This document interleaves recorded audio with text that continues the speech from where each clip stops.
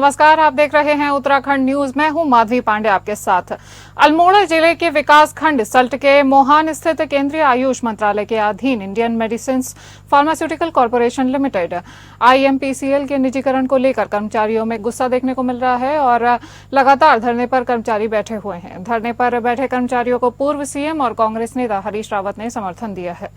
IMPCL के निजीकरण के खिलाफ हरीश रावत ने 1 घंटे का उपवास भी रखा है।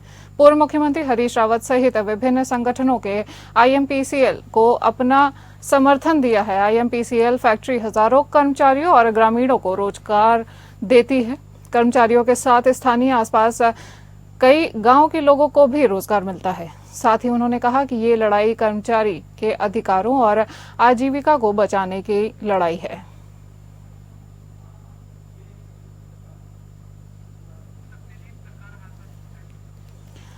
हमारे संवाददाता सत्यजीत सरकार फोन लाइन पर जुड़ गए हैं। सत्यजीत, हरीश रावत के एक्टिव होने से क्या सरकार पर दबाव बन सकता है निजीकरण को वापस लेने के लिए? जी, जिस प्रकार का देखा जाए वहाँ पे घंटे भर के लिए वहाँ पे के भूख और अमन के लिए बैठे हुए थे। लेकिन बात करें यहाँ पे सबसे यहाँ पे रोजगार के लिए यहाँ पे ध्यान दिया गया है। रोजगार को लेकर यहाँ पे विशेष बात कही गई है। बाकी सरकार के ऊपर जिस प्रकार से भाजपा सरकार के ऊपर इनमें कड़ी कार्रवाई कई ऊपर दिखाई देखने को मिला। इस प्रकार से जिस प्रकार से वहाँ पे पूर्व मुख्यमंत्री जिस प्रकार से वहाँ पे बैठे थे। जी सत्यजीत, और क्या लोगों को निजीकरण से उनकी जो नौकरियां हैं उसमें क्या कोई नुकसान भी हो सकता है? बिल्कुल, अगर बात करें निजीकरण के लिए ये 1 घंटे उपवास पर बैठे थे ये पूर्व मुख्यमंत्री जो हरीश रावत जी। अगर बात करें जो संगठन है, जितने भी संगठन है उनके लिए 1 घंटे के लिए उपवास बैठे थे। लेकिन अगर बात करें जो फैक्ट्री है, हजारों कर्मचारी को लेकर ग्रामीणों को रोजगार मिल रहा है, तो उसको लेकर यहाँ पे ना मिलने के कारण यहाँ पे उपवास में बैठे थे कि इनको रोजगार मिले, सही कार्य हो, जिसके लिए यहाँ पे उपवास में बैठे हुए थे। लेकिन हरीश रावत ये भी बात कही है उनको लिए कि उनको एक लड़ाई कर्मचारी के अधिकारों में आजीविका में बचाने की लड़ाई लड़नी पड़ेगी अगर ये कार्य पूर्ण ना हो तो।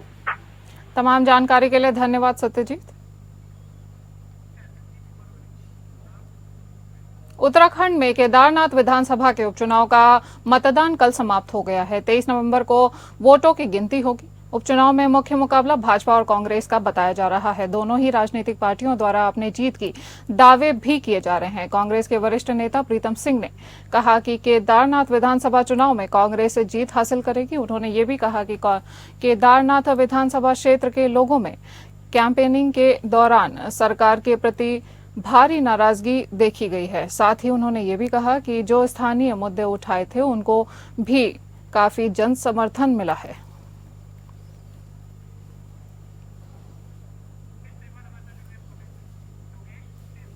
हमारे संवाददाता योगेश सेमवाल फोन लाइन पर जुड़ गए। योगेश, कांग्रेस और बीजेपी दोनों ही अपनी जीत के दावे कर रहे हैं। जनता का रुझान आखिर किस तरफ दिख रहा है? बिल्कुल, आपको बताना चाहेंगे कि अब क्योंकि वोट हो चुका है 20 तारीख को और उसके बाद 23 तारीख को रिजल्ट आएगा। अब लगभग जो है वो 60% के करीब वोटिंग हुई है, जिसमें महिलाओं ने इस बार बहुत अच्छी वोटिंग की है। अब ये बोलना अभी से कि किस तरफ रहेगा ये आसान नहीं होगा, लेकिन इतना जरूर है कि रुझानों को देखकर दोनों ही अपनी जीत के दावे करने लगे हैं। जहां भाजपा कह रही है कि हम बहुत अच्छे खासे मार्जिन से लगभग जो है 7 से 10 हजार के लीड लेकर हम जीतेंगे, वहीं कांग्रेस भी इसी तरह के दावे करते हुए नजर आ रही है। पर इतना जरूर है कि इस बार का जो देखा गया है कि जो जिस तरह से पिछली बार की तुलना में वोट कम पड़े हैं, और सबसे बड़ी बात यह है कि महिलाएं घर से निकली हैं वोट डालने के लिए। जिस तरह से माना जा रहा था कि भाजपा की जो कैंडिडेट है वो एक महिला है और महिलाओं का उसके तरफ रुझान बहुत अच्छा है, आशा नौटियाल की तरफ। ऐसे में महिलाओं का ज्यादा वोट देना, घरों से निकलना बहुत ज्यादा हो सकता है कि इसका सीधा फायदा जो आशा नौटियाल है उनको मिले, जो भाजपा है उनको मिले। लेकिन अभी से ये कह देना कि जीतेगा कौन हारेगा कौन ये आसान नहीं होगा। लेकिन इतना जरूर है कि थोड़ा रुझान जो अभी तक जितने भी रुझान देखे जा रहे हैं वो ये जरूर है कि वो भाजपा की तरफ यानी कि आशा नौटियाल की तरफ देखने के लिए मिल रहा है। तमाम जानकारी के लिए धन्यवाद योगेश। आगे भी हम आपसे अपडेट लेते रहेंगे। प्रदेश में क्रमबद्ध तरीके से हो रहे चुनाव के चलते भाजपा भी सिलसिलेवार अपनी रणनीति को अंजाम देने में लगी हुई है। इसी क्रम में बीजेपी मुख्यालय देहरादून में अहम बैठक की गई, जिसमें बीजेपी के वरिष्ठ नेता भी मौजूद रहे।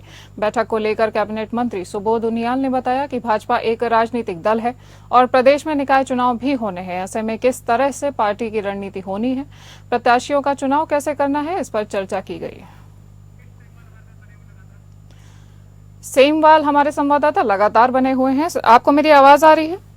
बिल्कुल बिल्कुल आवाज आ रही है आपकी। निकाय चुनाव को लेकर बैठक में आखिर क्या चर्चा की गई? बिल्कुल निकाय चुनाव को लेकर अब चर्चाएं भाजपा में तेज हो गई हैं। एक इलेक्शन जैसे ही खत्म हुआ, कल वोटिंग हुई, आज से उनकी बैठकें शुरू हो गई हैं। सुबह 9 बजे से बैठक शुरू हुई है। प्रदेश अध्यक्ष ले रहे हैं, उसके साथ ही उनके संगठन के अन्य जो पदाधिकारी हैं वो भी मौजूद हैं और लगातार जो है अलग अलग जितने भी इनके लोग हैं जो अलग अलग जगहों से जुड़े हुए हैं, जहां जहां निकाय के चुनाव होने हैं उन सभी जगहों को लगभग जो है 19 ऐसी जगह हैं, उनके अलग अलग जो वहां पर शीर्ष नेता है उनको बुलाया जा रहा है। इसके साथ ही जो जितने भी कैबिनेट मंत्री हैं, जितने भी उनके विधायक हैं, उन सबको भी बुलाया जा रहा है, उनसे भी बातचीत की जा रही है कि आप किस तरह से हमें तैयारी करनी है, किस तरह से चुनाव में उतरना है, हमें जीतना है इस चुनाव को। इसको लेकर पूरी बैठक सुबह से चल रही है। अभी जो है वहां पर मौजूद है जो उनके प्रदेश अध्यक्ष है, वो लगातार बैठकें ले रहे हैं। हमारे दर्शकों को तमाम जानकारी देने के लिए धन्यवाद योगेश। छात्र संघ चुनाव और निकाय चुनाव के साथ साथ पंचायत चुनाव में भी देरी होने की संभावना दिखने लगी है। चुनाव में हो रही देरी को लेकर कांग्रेस ने सत्ताधारी दल बीजेपी पर जुबानी हमला किया है। कांग्रेस के मुख्य प्रवक्ता गरिमा दसौनी ने कहा है कि राज्य में न तो अभी तक छात्र संघ चुनाव सरकार कर पाई है और न ही निकाय चुनाव पर पंचायत चुनाव को लेकर सरकार कोई निर्णय ले पाई है। ऐसे में सरकार को स्वयं पर भरोसा नहीं है, इसलिए इन चुनाव को टालने का काम कर रही है। कांग्रेस ने कहा कि एक तरफ के अंदर में प्रधानमंत्री नरेंद्र मोदी कहते हैं कि 1 लाख युवाओं को राजनीति में लाने का काम करेंगे, तो दूसरी तरफ उत्तराखंड में राजनीति की पहली सीढ़ी कही जाने वाले छात्र संघ चुनाव भी नहीं हो पा रहे हैं। ऐसे में भाजपा में कथनी और करनी में आप जनता भी फर्क देखने लगी है। आपको बता दें कि निकाय चुनाव को लेकर देरी में पहले ही कांग्रेस सरकार पर सवाल उठा रही थी और अब छात्र संघ चुनाव और पंचायत चुनाव को लेकर भी देरी होने के आसार नजर आ रहे हैं। चुनाव में हो रही देरी को लेकर कांग्रेस ने सत्ताधारी दल बीजेपी पर जुबानी हमला किया है। कांग्रेस के मुख्य प्रवक्ता गरिमा दसौनी ने कहा है कि राज्य में न तो अभी तक छात्र संघ चुनाव सरकार कर पाई है और न ही निकाय चुनाव पर पंचायत चुनाव को लेकर सरकार कोई निर्णय ले पाई है। ऐसे में सरकार को स्वयं पर भरोसा नहीं है, इसलिए इन चुनाव को टालने का काम कर रही है। कांग्रेस ने कहा कि एक तरफ के अंदर में प्रधानमंत्री नरेंद्र मोदी कहते हैं कि 1 लाख युवाओं को राजनीति में लाने का काम करेंगे, तो दूसरी तरफ उत्तराखंड में राजनीति की पहली सीढ़ी कहे जाने वाले छात्र संघ चुनाव भी नहीं हो रहे हैं। ऐसे में भाजपा के कथनी और करनी में आम जनता भी साफ फर्क देखने लगी है। कैबिनेट मंत्री गणेश जोशी ने गढ़ी कैंट में 10 करोड़ से अधिक की लागत से उत्तराखंड के सबसे बड़े निर्माणाधीन सामुदायिक भवन के निर्माण कार्यों का निरीक्षण किया। इस दौरान कैबिनेट मंत्री ने निर्माणाधीन अत्याधुनिक सामुदायिक भवन के निर्माण से संबंधित कार्यदायी संस्था के अधिकारियों को निर्धारित समय में निर्माण कार्य पूर्ण करने के लिए दिशा निर्देश दिए हैं। इस अवसर पर कैबिनेट मंत्री गणेश जोशी ने प्रदेश के मुख्यमंत्री पुष्कर सिंह धामी का आभार प्रकट करते हुए कहा कि धामी सरकार जिन योजनाओं का शिलान्यास करती है उनका लोकार्पण भी करती है। उन्होंने कहा कि प्रदेश के मुख्यमंत्री पुष्कर सिंह धामी के नेतृत्व में हमारी सरकार राज्य में जन सुविधाओं को सुदृढ़ करने के लिए निरंतर प्रयासरत है। उन्होंने ये भी कहा कि इस विशाल सामुदायिक भवन का निर्माण कार्य पूर्ण होने पर निश्चित तौर पर गढ़ी कैंट क्षेत्र के लोगों को शादी विवाह और सामाजिक कार्यों के लिए वरदान साबित होगा। मंत्री ने कहा कि जनवरी माह में इस भव्य सामुदायिक भवन लोकार्पण मुख्यमंत्री पुष्कर सिंह धामी द्वारा कर क्षेत्र की जनता को समर्पित किया जाएगा।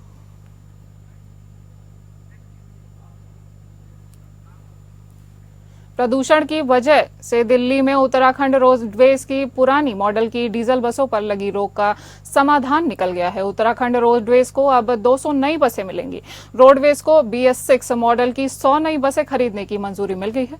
100 CNG बसों को भी कॉन्ट्रैक्ट पर रखा जाएगा। 200 बसों के आने से दिल्ली रूट पर रोडवेज की सभी 504 सेवाएं हो जाएंगी यथावत। बता दें कि मुख्य सचिव राधा रतूड़ी के निर्देश के बाद परिवहन सचिव ब्रजेश कुमार संत ने मुख्यमंत्री पुष्कर सिंह धामी के उनके कैंट रोड स्थित आवास में मुलाकात की और वर्तमान स्थिति की जानकारी दी। मुख्यमंत्री के निर्देश पर मुख्य सचिव राधा रतूड़ी प्रमुख सचिव R.K. सुधांशु और परिवहन सचिव ने बैठक कर हालात की चर्चा की। बैठक में रोडवेज बोर्ड द्वारा कई माह पूर्व पारित 175 बसों की खरीद के प्रस्ताव पर चर्चा की गई है। मालूम हो कि वर्तमान में दिल्ली रूट पर रोडवेज की 504 सेवाएं चलती हैं। दिल्ली में प्रदूषण बढ़ने की वजह से पुराने मॉडल की डीजल बसों पर रोक लग चुकी है।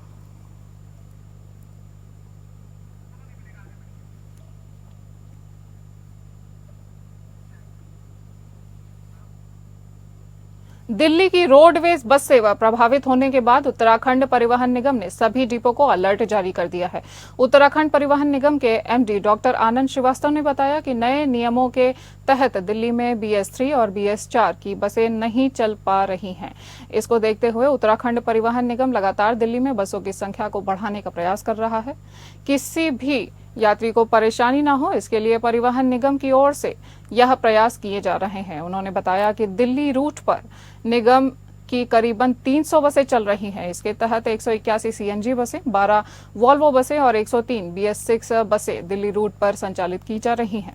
आपको बता दें कि उत्तराखंड परिवहन निगम यात्रियों की सुविधा को देखते हुए उत्तर प्रदेश से बातचीत कर रहा है। उत्तराखंड परिवहन निगम के एमडी डॉक्टर आनंद श्रीवास्तव ने बताया कि दिल्ली जाने वाले यात्रियों की सुविधा को देखते हुए परिवहन निगम यूपी के मोहन नगर और कौशाम्बी तक बसें संचालित करने पर विचार कर रहा है। इसके अलावा शासन को 100 नई BS6 मॉडल की बसें खरीदने का प्रस्ताव भेजा गया है। जल्द ही इस प्रस्ताव को हरी झंडी मिलने की उम्मीद है। ऐसे में इन बसों को भी दिल्ली रूट पर चलाने की योजना है।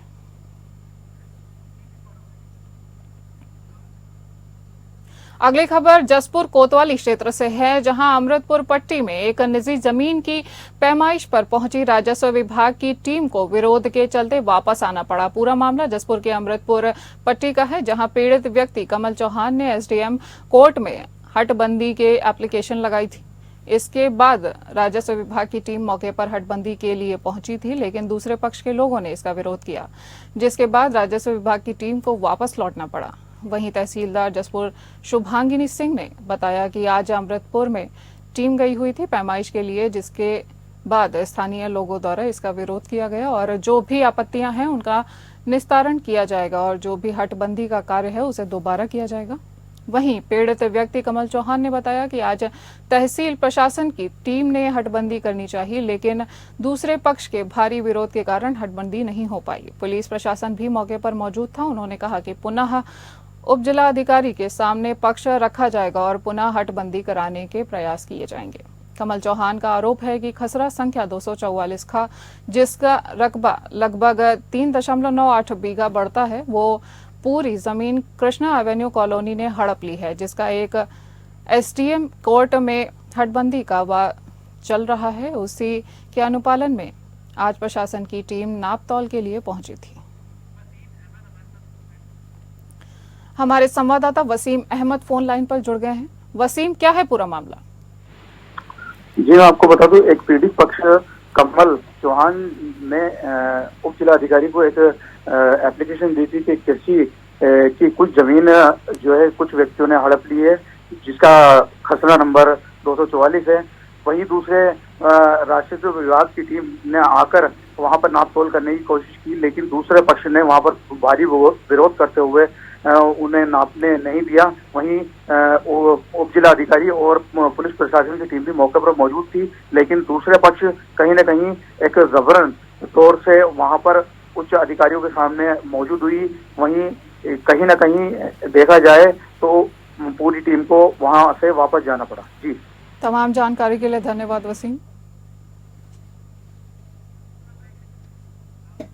को बता दें कि 2 पत्नियों वाले यूट्यूबर के नाम से मशहूर और बिग बॉस रियलिटी शो में कंटेस्टेंट रहे अरमान मलिक ने हरिद्वार पहुंचकर हंगामा खड़ा कर दिया। देर रात कुछ लड़कों के साथ हरिद्वार के ज्वालापुर पहुंचे अरमान मलिक ने सौरभ नाम के एक लड़के के साथ मारपीट कर दी। दरअसल सौरभ भी एक यूट्यूबर हैं। उन्होंने अपने चैनल पर अरमान मलिक पर रोस्ट वीडियो बनाकर शेयर किया था, जिससे नाराज होकर अरमान मलिक ने ज्वालापुर के खन्ना नगर स्थित सौरभ के घर पहुंचकर उनके साथ मारपीट की। मामला पुलिस तक पहुंचा तो पुलिस ने दोनों पक्षों को रेल पुलिस चौकी बुलाया और पूछताछ की। पूछताछ में अरमान मलिक ने बताया कि सौरभ ने अपने रोस्ट वीडियो में उसके परिवार के खिलाफ अभद्र टिप्पणी की थी।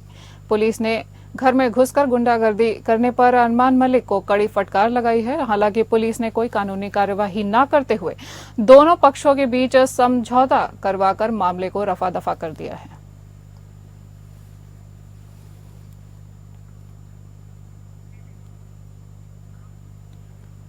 खटीमा क्षेत्र के 17 मिल चौकी क्षेत्र के अंतर्गत नौसर के जादवपुर एवं अन्य ग्रामीण क्षेत्रों में मिट्टी खनन माफिया अवैध मिट्टी खनन का खेल कर रहे हैं। यहां तक कि रात के अंधेरे का फायदा उठाकर भी अवैध मिट्टी खनन हो रहा है। मिट्टी खनन माफिया को शासन प्रशासन तक का डर नहीं है, वहीं शासन प्रशासन मूक दर्शक बने हुए हैं।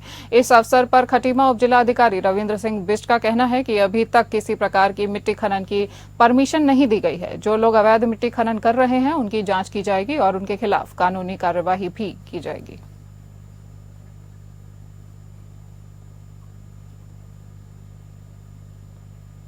आपको बता दें कि खटीमा क्षेत्र के 17 मिल चौकी क्षेत्र के अंतर्गत नौसर के जादवपुर एवं अन्य ग्रामीण क्षेत्रों में मिट्टी खनन माफिया अवैध मिट्टी खनन का खेल खेल रहे हैं। यहां तक कि रात के अंधेरे का फायदा उठाकर भी अवैध मिट्टी खनन हो रहा है। मिट्टी खनन माफिया को शासन प्रशासन तक का जरा भी खौफ नहीं है, वहीं शासन प्रशासन मूक दर्शक बने हुए ये सब होते हुए देख रहे हैं। इस अवसर पर खटीमा उप जिलाधिकारी रविंद्र सिंह बिष्ट का कहना है कि अभी तक किसी प्रकार की मिट्टी खनन की परमिशन नहीं दी गई है। जो लोग अवैध मिट्टी खनन कर रहे हैं उनकी जांच की जाएगी और उनके खिलाफ सख्त कार्यवाही भी की जाएगी। देहरादून के ओएनजीसी चौक में हुए भीषण सड़क हादसे के बाद दून पुलिस ने ट्रैफिक सिग्नल के समय में बदलाव किए हैं। इसके तहत अब रात 12 बजे तक ट्रैफिक सिग्नल खुले रहेंगे। एसएसपी देहरादून अजय सिंह ने बताया कि दून में अब तक रात 12 बजे तक ट्रैफिक सिग्नल खुले रहेंगे। इसके साथ ही हर चौक पर स्पीड ब्रेकर बनाए जाएंगे। उन्होंने बताया कि अभी तक ट्रैफिक लाइटें 10 बजे तक खुली रहती थी। यातायात व्यवस्था और सुरक्षा को देखते हुए इसे 2 घंटे और बढ़ा दिया गया है। प्रत्येक चौक पर स्पीड ब्रेकर बनने से दुर्घटनाओं की आशंकाएं कम की जा सकती हैं।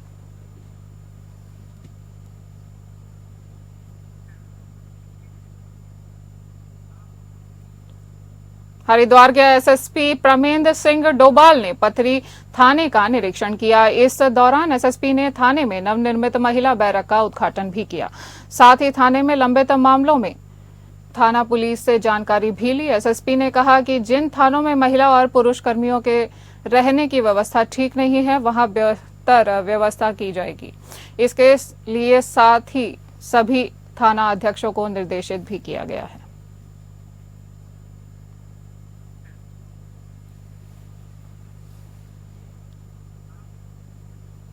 नगर के परसारी ओचा के पास आबादी वाले क्षेत्र में भालू का सिर कनस्तर में फंस गया। कनस्तर में भालू का सिर फंसने से भालू घर के सीढ़ियों में चलता हुआ दिखाई दे रहा है, जिसकी सूचना मिलने के बाद वन विभाग की टीम मौके के लिए रवाना हुई, जिसके बाद भालू के मुंह में फंसे कनस्तर को निकाला गया। दरअसल भालू का 1 साल का बच्चा खाने की तलाश में आबादी वाले क्षेत्र में आ गया। खाने के तलाश के चलते कनस्तर में उसका सर फंस गया। वन विभाग की कड़ी मशक्कत के बाद भालू के सर को कनस्तर से निकाल लिया गया है।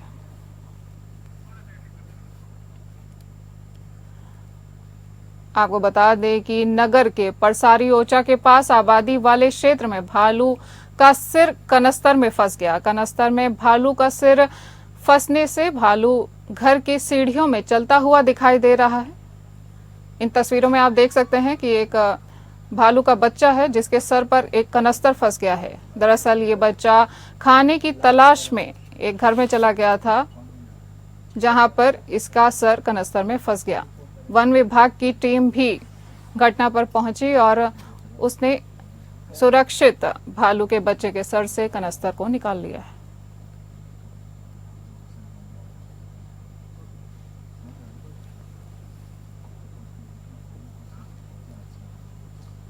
बहत्तरवें राज्यीय औद्योगिक विकास एवं सांस्कृतिक मेला का रंगारंग सांस्कृतिक कार्यक्रमों और पुरस्कार वितरण के साथ समापन हो गया है। मेले का समापन नेता प्रतिपक्ष के प्रतिनिधि और बद्रीनाथ विधायक लखपत बुटोला ने किया। मेले में जहां मंच पर विभिन्न सांस्कृतिक दलों की ओर से लोकगीत, नृत्य और अन्य प्रस्तुतियां दी गई, वहीं दूसरी ओर जिला खेल विभाग की ओर से फुटबॉल और वॉलीबॉल प्रतियोगिता का आयोजन भी किया गया।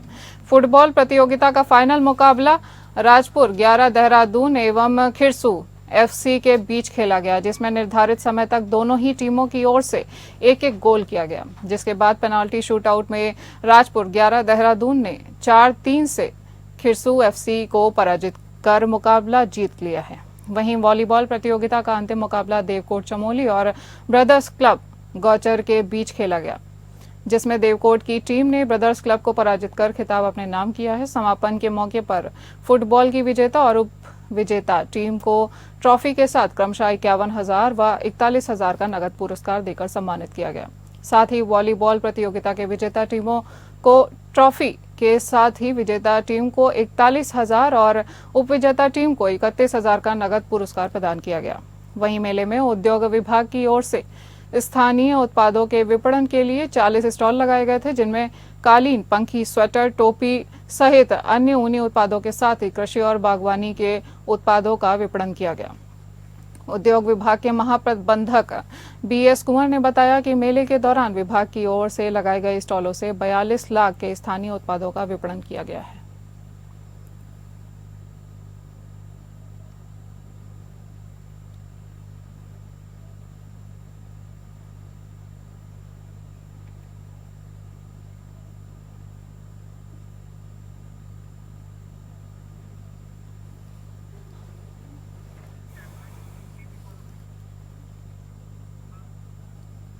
पौड़ी के रांसी स्टेडियम में इन दिनों आयोजित हो रही खेल महाकुंभ प्रतियोगिता में स्कूली छात्र हिस्सा लेकर सर्द मौसम में भी जमकर अपना पसीना बहा रहे हैं।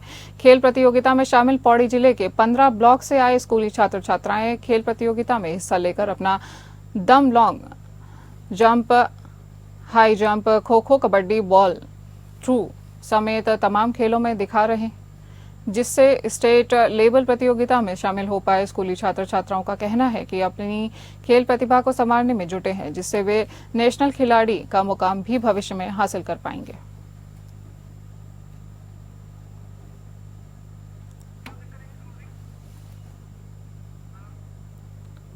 इस बुलेटिन में इतना ही। नमस्कार।